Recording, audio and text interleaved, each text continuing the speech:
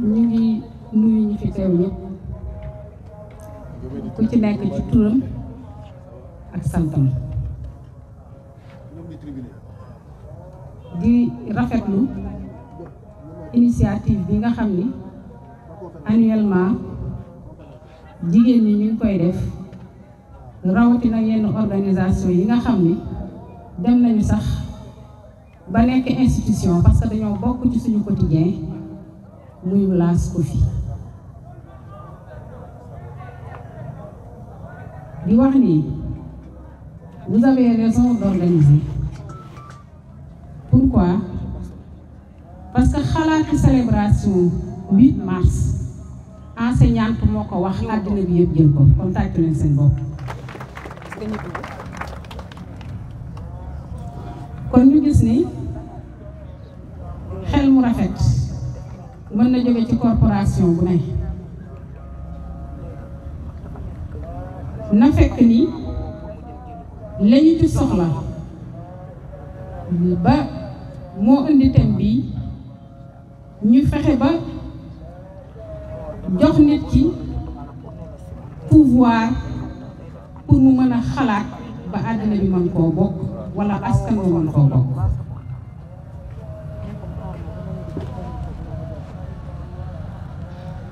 ñu ne investir en faveur des femmes, accélérer le rythme. bëri na nag ñu mel ni man bu ñu déggee loolu rek dañuy xalaat dem ca banque ba di jëli financement kese la mais c'est plus holistique que ça ndax bu ñu jëlee le renforcement du pouvoir muy pilier bu am solo ci le genre.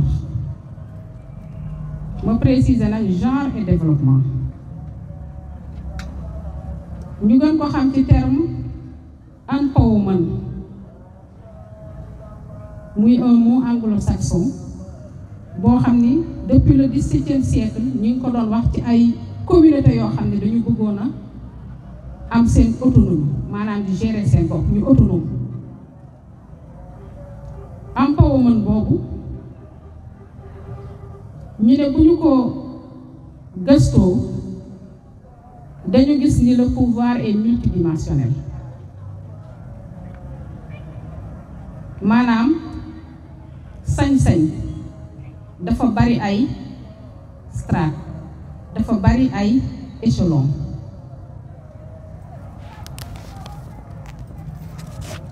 ñu ne échelon bi nga xam ne la ñu njëkk a gis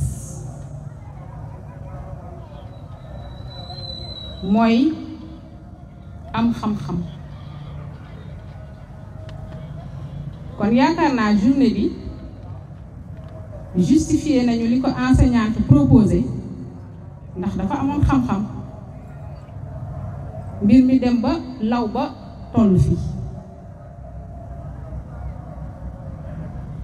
ñu gis ni xam-xam moomu su fekkee ni dañu ko bëgg a acquérir kon il faut ñu investir ci askan wa ci naka ci fexe ba sàkkukaayu xam-xam ba yomb ca ñoom dem ba it jaadu ci ñoom kon ci loolu ñu ngi saluer IEF ak ñi mu àndal yëpp ci liggéey bi ndax nekk na loo xamante ne nii su fi réeroon xëy na journée bi ki ko xalaatoon du ko xalaat wala leneen lay dal kon avoir des connaissances nekk na loo xam ne dina permettre ba loo xam ni jox nañu la ko nga man koo saytu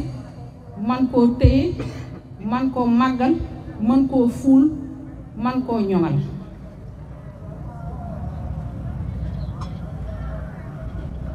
Je m'arrête ou bien je continue?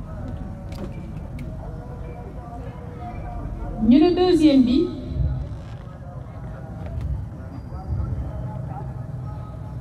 estime de soi ndax estime de soi moom mooy waral nga gis ku yore yorey kayam ne day jàng am ñu ko ciy découragé mu bañ ndax xam na li mu bëgg te yëg na ni la muy def boppam la ciy gis kenn du ko tax a dëpp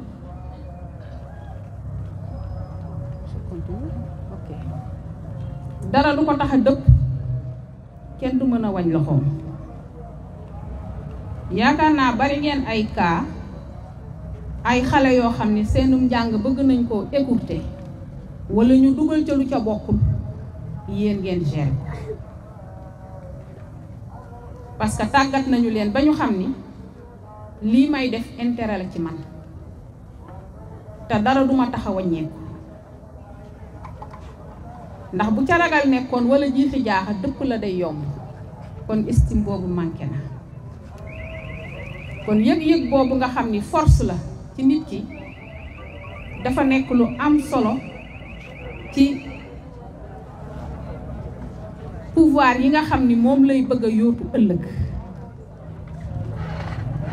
ndax bari na fi ñoo xam ni bu ñuy door ci mbir coow la na muy mel ci ñoom su fekkee ni yëg-yëg googu nekkul ci moom soriwul ci moom su moytuwul day bàyyi yaakaar naa bés bu nañu gis exemple ñu ne ñetteelu tànk bi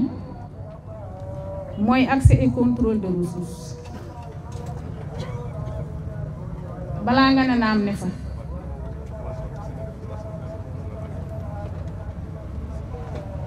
ndax su fekkee ni yor nga poste de responsabilité te fekk la yoruloo noo demee saa yoo bëggee dem jafe-jafe dana am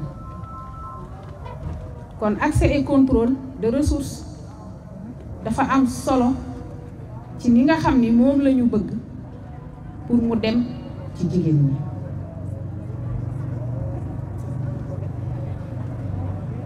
mën nga am ressource d'accord mën nga ci accéder d'accord mais mën nga ko ñàkk contrôler te enquête sociale yi ñuy faral di def dañu koy déceler parce que da nga dégg ku la ne am naa lii ñu ne foo ko def mu ne maa ko dénk diw ñu ne ndax ma nga fa ñu ne déedéet fan yee sax amoon na lu mu ci jëloon contrôler woo ko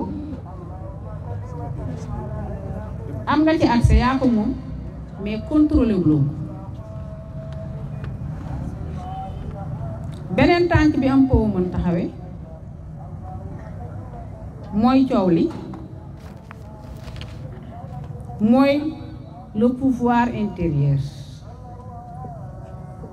le vouloir lii laa bëgg a def li tax ma mën koo xalaat am naa xam-xam am naa fu ma taxaw soxlawuma wéeru ci kenn te gis naa ni lii bu ma ko defee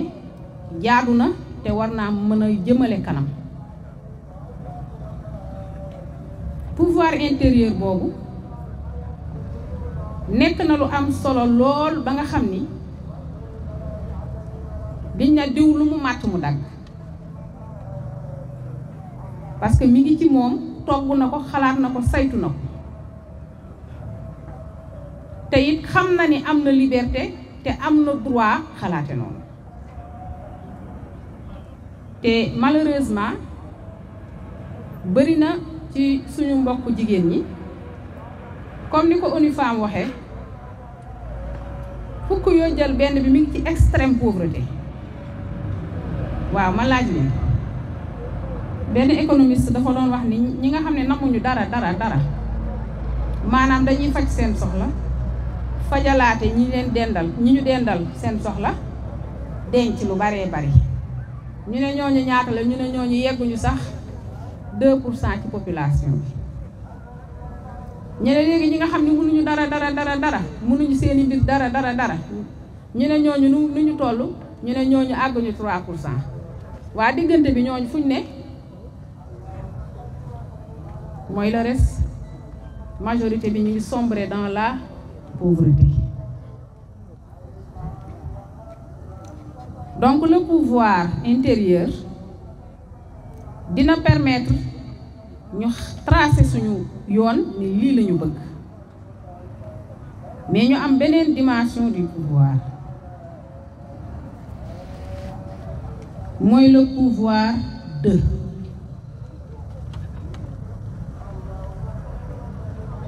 bokk ca mbooloo ma waaye doo ca jël kàddu lu ñu wax ne nga li ngeen wax rek baax na ñu ne ñu ngi loi sur la parité bañ ko amee 2010 ba léegi waaw gis nañu ne plus de 43% ci liste yëpp jigéen lañu am na liste yoo xam sax dañ leen di rejeter systématiquement waaye boo demee assemblée nationale 43 yëm kaw lu mu yées ñi nga fa ñu ne waaw ñu ne te bu njëkk ba sax boo compté waan daaw ñu àgg sax 12% ñu ne waaw ñu ne léegi nañu jël décision ne sama caamiñ lu mu wax rek baax na moom li ngeen xalaat daal baax na donc le pouvoir de daf ñuy génne ci loolu mooy mbooloo ma ñu bokk kuréel ga ñu bokk dañu fay jël décision su fekkee ni gis nañu ni li ñu xalaat moo gën la fa joor xalaat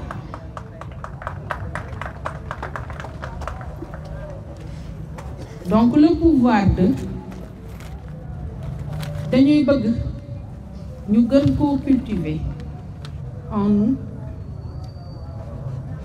pour que kuréel ya ñuy bokk mën a dox loolu nag moo waral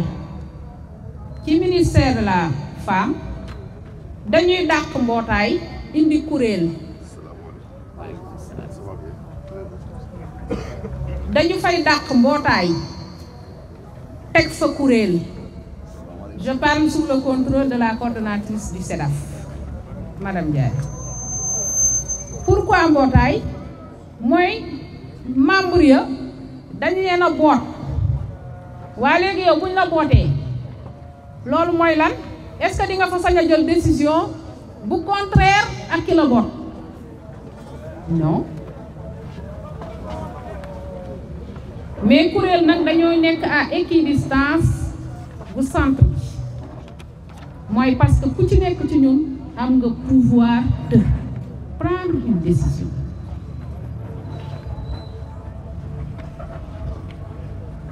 ñu ñëw ci troisième palier bi muy le pouvoir collectif te ñu gën ko xam ci le pouvoir avec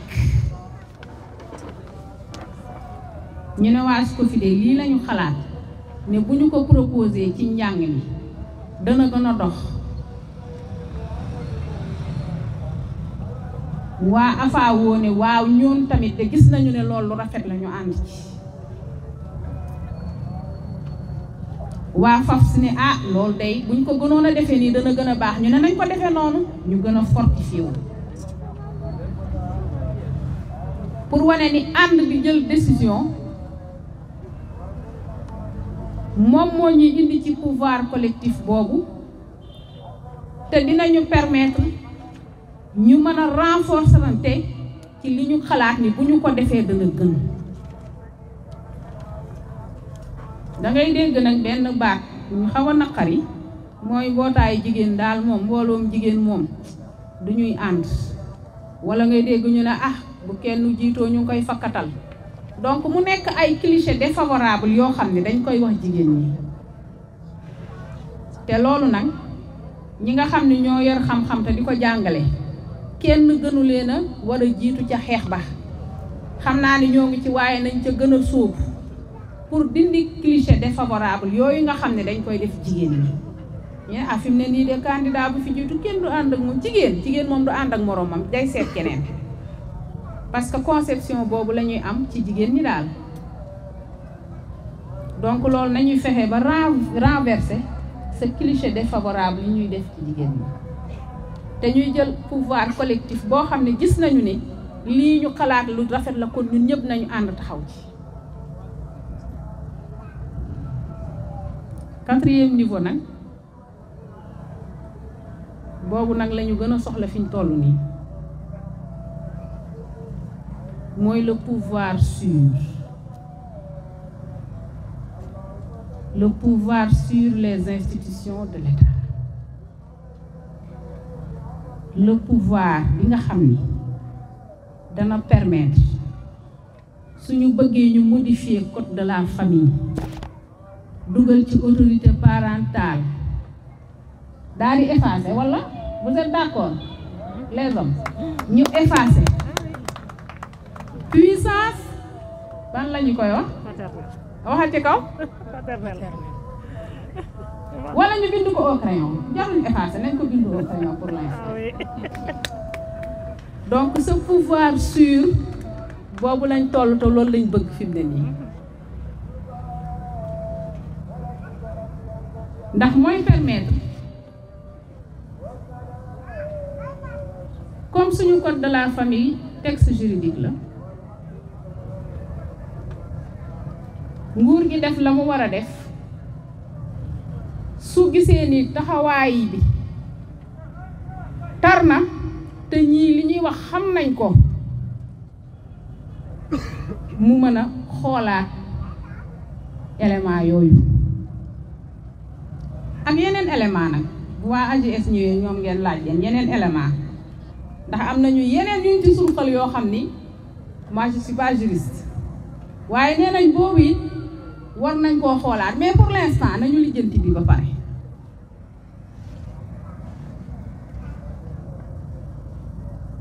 su ko defee ñu gis ni texte juridique yi nga xam ni yii ci Sénégal la yem mooy texte yoo xam ne ci suñu des textes nationaux ak texte yoo xamante ne nii ñoo féete kaw comme la Convention internationale des droits de l'enfant nga xam ni dans ses principes généraux premier principe bi mooy l'intérêt supérieur de l'enfant. Je parle sous le contrôle de l'IEF. waa intérêt supérieur de l'enfant boobu dafa waroon a doy wala nekk lu ñu mën a jëfandikoo pour def plaidoyer ngir su fekkee ni jigéen yàlla may na ko doole ba mu mën a war a wutal njabootam këyit war leen a yóbbu fu ñu tukki ngir jële fa yokkute ñu bañ a am kenn ku taxaw ca diggante ba naan demal nga uti këyit gi la autorisé nga def ko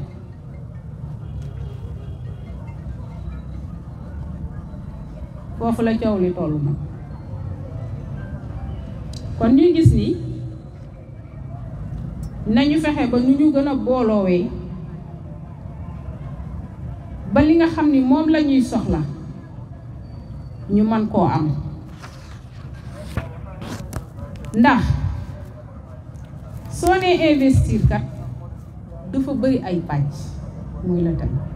loolu benn fànn la fa rek li ñu wax ci le pouvoir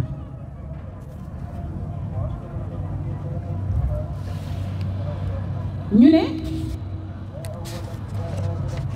su fekkee ni xool nañu ba xam ni ci wàllu droit productif ak droit reproductif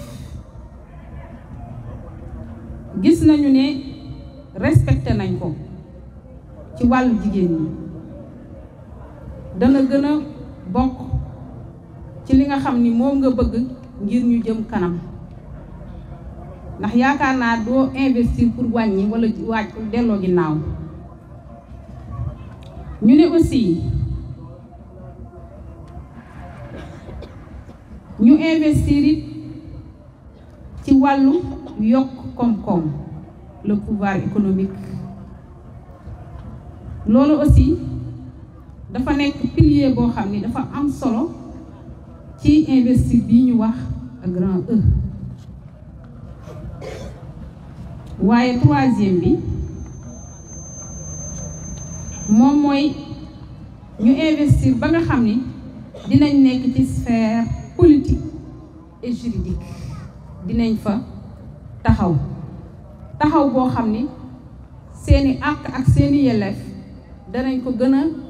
xoolaat gën koo baaxal ngir dund gi gën a mën a jëm kanam. kon ci bañ a guddal ñuy wax ni thème bi ñu wax yamul rekk ci taxaw ci buntu banque yenu fa xaalis waaye dafa daj ci fànn bu ne ngir jigéen am ñu gën koo defal autonomisation mu nekk un processus bu gudd nga xam ne dafay laaj ñetti tànk ngir mu mën a taxawee ni mu war a taxawee ci askanam parce que indicateurs yi nga xam ne ci la ñuy nattee askan wa ndax ñi ngoy dem wala demuñu indice de développement humain dafay laaj ñetti taxaw mu ne durée de la scolarité mu ne revenu par habitant mu ne espérance de vie. kon su fekkee ni askan bi nañu toll fexe nañ ba ñett yi yëpp yokk mooy ci suuf baaxal nañ ko ba pare loolu mën a jëm kaw. kon ñuy ñaan ñu gën a waxtaanewaat thème bi te bañ koo dugal rekk ci waxtaani poos waaye ñu dugal ko ci lépp loo xam ni muy jigéen muy góor rawatina jigéen ñi dana tax ñu mën a taxaw ngir seen yokkute réew ñu mën cee feeñ ba ñag bi du gàtt ci ñoom te ku nekk xam na ni la vulnérabilité jamono yi ñu toll dafa nekk ci jigéen ñi te am ci wàll woo xamante ne nii tax na ba ñu ngi leen di violence yoo xamante ne dara lalu ko lu dul ñàkk doole ci fànn bu mën a doon na xëy na tey duñu dugg ci violence mais ñu gis ni bu ñu investir ci jigéen ñi dina permettre violence bi reculer parce que benn enquête boo xam ne ñu ngi ko doon defal direction de la famille ñu ngi wax ci terme de référence études yi ñu am ak waa UNFPA ne plus la femme am pouvoir plus mu gën a mën a rëcc la violence. maa ngi leen di sant di leen boo bëggee bëri xam-xam daa ngay nangoo laa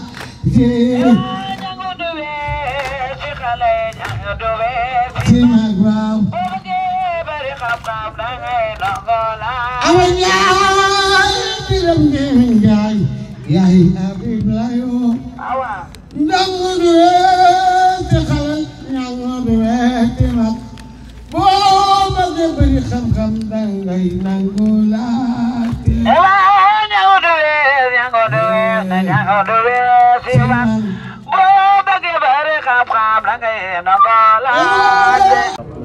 Honorables députés, Monsieur le maire de la commune de Nioro,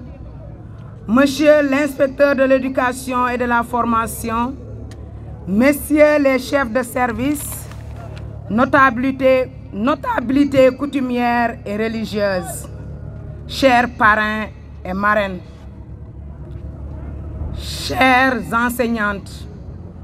honorables invités. Nous voici réunis une fois de plus pour célébrer la Journée internationale des droits de la femme. Cette date,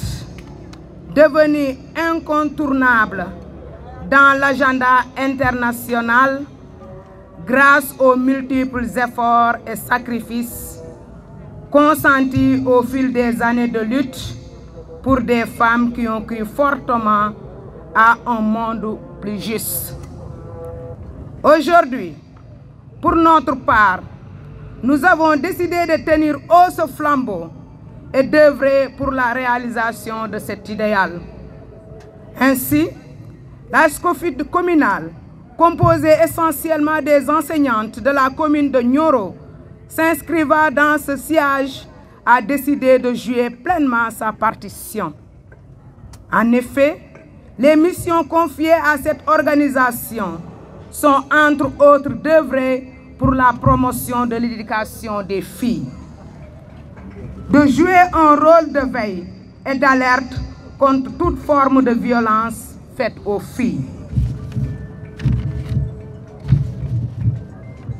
de mener des séances de sensibilisation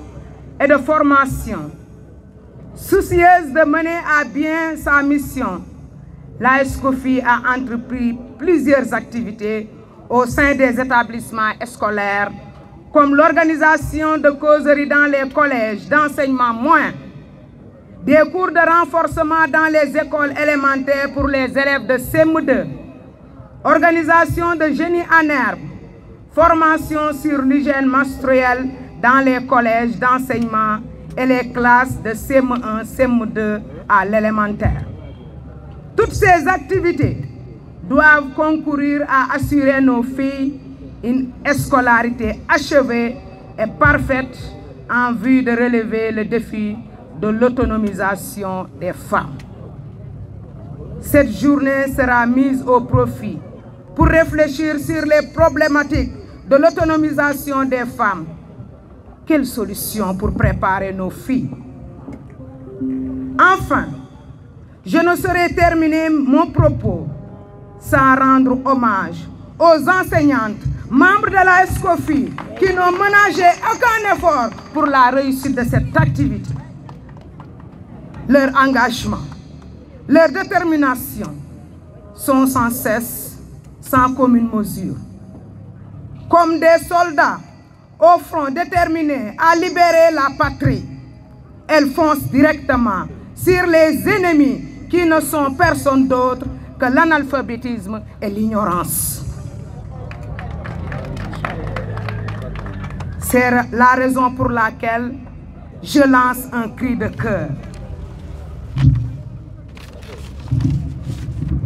Allons en avant. La victoire est inéluctable pour mieux les encourager. Mes remerciements vont aussi à l'endroit de toutes et tous ceux qui ont œuvré de près ou de loin pour la réussite de cette journée. Et spécialement à notre IF, Mamadou Sow, nos parrains et marraines, Monsieur le maire de la commune de Nioro, Monsieur Babacar Diop, président du mouvement ADAP, et Monsieur Abounian. Merci. Monsieur l'inspecteur de l'éducation et de la formation de Nioro Dirib, Monsieur Mamadou Sow. Messieurs les chefs de services départementaux, Madame la conférencière, Messieurs les chefs d'établissement, Messieurs les autorités religieuses et coutumières, Madame la marraine, Madame Awa Ndiaye Ndour, qui fut ma formatrice au CICP à Dabali, Madame la marraine Seynabou Ndiaye, femme économiste, membre du club Randonnée Club de Nioro, Monsieur le parrain, Monsieur le conseiller technique, Monsieur Matala Fall, qui fut mon professeur en PC au CM Nioro Sud, actuel Mamoussman Ba. Madame la présidente communale de la SCOFI, Madame Ndeki, Madame la présidente du réseau des femmes enseignantes, ma sœur Darafal, qui est à côté de moi, chers collègues enseignantes et enseignants, chers parents d'élèves, honorables invités, auguste assemblée, je voudrais adresser un salut fraternel à chacune et à chacun d'entre vous, à vos titres, rang et mérite. Mesdames et messieurs, qu'il nous soit permis à l'entame de mes propos d'exprimer toute la joie et le plaisir que j'ai de vous souhaiter la bienvenue au nom du CEDEPS SCOFI de Nioro À travers ma modeste personne, le CEDEPS COFI de Nioro vous remercie d'avoir bien voulu honorer de votre présence à cette grande cérémonie organisée par le comité local de Nioro Commune. En fait, cet honneur pouvait échoir à chacune d'entre nous, car nous constituons une association d'Amazones qui partagent un même idéal et mènent un même combat, celui d'assurer une éducation de qualité à tous les enfants que la nation nous a confiés. L'une des missions du comité, c'est de renforcer les acquis des projets et programmes de la promotion de la scolarisation des filles, ainsi que tout ce qui gravite autour de leur protection et le suivi de leur scolarité. C'est dans ce sillage que la SCOFI communale de Nioro compte organiser cette conférence qui porte sur le thème suivant: investir en faveur des femmes, accélérer le rythme. Je ne vais pas me permettre de faire un exposé sur ce sujet, chers invités, mais honneur ne pouvait pas être plus grand pour nous Scofiennes aujourd'hui que d'avoir la présence d'une dame parmi nous. Une dame complète en matière de savoir, cultivée et dotée d'un grand nombre de ressources indispensables à l'évolution dans le cercle restreint des intellectuels. Je veux nommer Mme Dior Diakhaté, chef de service du développement communautaire, qui a voulu très tôt accepter d'être la conférencière de ce thème qui est venu à son heure, car investir en faveur des femmes, c'est investir en faveur des filles que nous protégeons à tout moment. Je ne saurais terminer sans pour autant remercier toutes les personnes qui ont participé de près ou de loin à la réussite de cette activité. Mes remerciements vont à l'endroit de notre cher inspecteur de l'éducation et de la formation, M. Mamadou Sow, qui est toujours à nos côtés par ses conseils, son appui incommensurable pour la bonne marche de la structure. Merci, monsieur l'inspecteur. Remercier également les parrains et les marraines de cette journée. Remercier infiniment toutes les Scofiennes de la commune de Nioro, dirigées par Marie-Jules Menguessar, Madame Deki.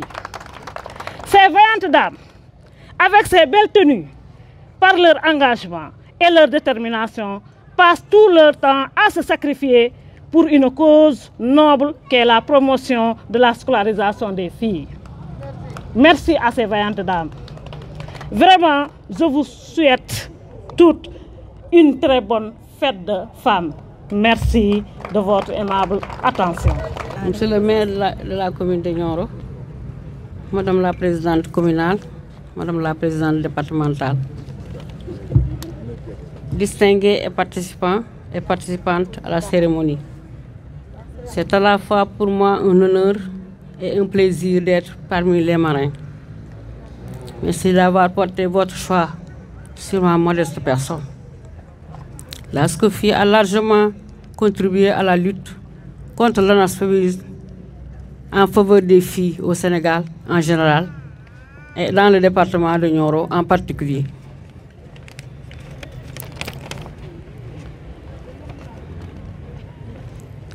J'ai toujours magnifié ce travail. J'ai toujours admiré cet engagement. Sachez donc que je serai toujours à vos côtés pour vous accompagner, pour vous encourager et pour vous accompagner. Je vous remercie, mes enfants. Merci beaucoup, Madame Oudaye. Chères sœurs enseignantes, je prononcerai ce discours au nom de la marraine, Madame Seynabou Ndiaye Sall, qui a eu confiance en moi pour venir exprimer ses sentiments. Alors, chères sœurs enseignantes, en ce moment précis, je me sens habité par 4 sentiments: honneur, gratitude, plaisir et espoir. Je me sens particulièrement honoré par le choix porté sur ma modeste personne pour être parmi les marraines d'une journée aussi importante pour les femmes et pour l'humanité. D'où la profonde gratitude que je ressens pour vous, sœurs enseignantes. Et voir en ces lieux, femmes et hommes, communier dans la célébration de cette journée, coopérant au lieu de se confronter, est source d'un plaisir immense pour moi. Au-delà des enseignantes, il s'agit de la femme.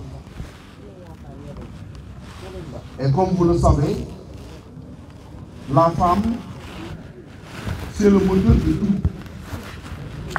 Je ne le dis pas aujourd'hui tout simplement parce que c'est votre cœur, mais c'est ça la réalité. Quand on me parle de la femme, et je le disais hier à madame, ça me pose problème parce que ça réveille en moi des émotions énormes. Ma mère, ma soeur disparue, ma femme ici à Nioro, tout mon parcours, depuis toujours, j'ai été épaulé par les femmes. La journée de la femme était marquée par des allocutions et le côté festif prenait le dessus un tout petit peu. Mais vous avez eu la géniale idée d'organiser une conférence. Une conférence qui a été animée, vous l'avez dit vous-même, par une grande dame. Nous la connaissons au niveau du CDD. Je vous nomme Mme Dior Diakhaté, chef de service de l'action sociale, du développement communautaire, excusez-moi, et qui a brillamment présenté cette conférence sur un thème intéressant,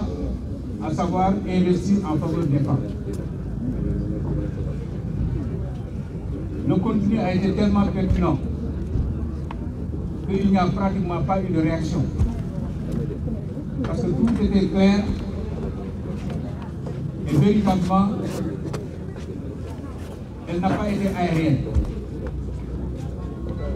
Elle a ciblé les contenus attendus par les femmes que vous êtes. Mais je retiens un aspect essentiel de son exposé. Quand elle parlait de pouvoir intérieur, de confiance en soi au niveau des femmes. Vous savez, les femmes sénégalaises, peut-être qu'elles ne s'en rendent pas compte. Elles sont en train de gagner des batailles.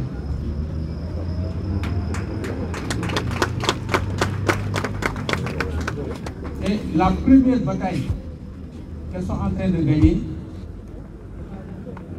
c'est le développement. C'est la prise en compte dans la marche du pays. C'est leur charge ménagère qui sont aujourd'hui substituées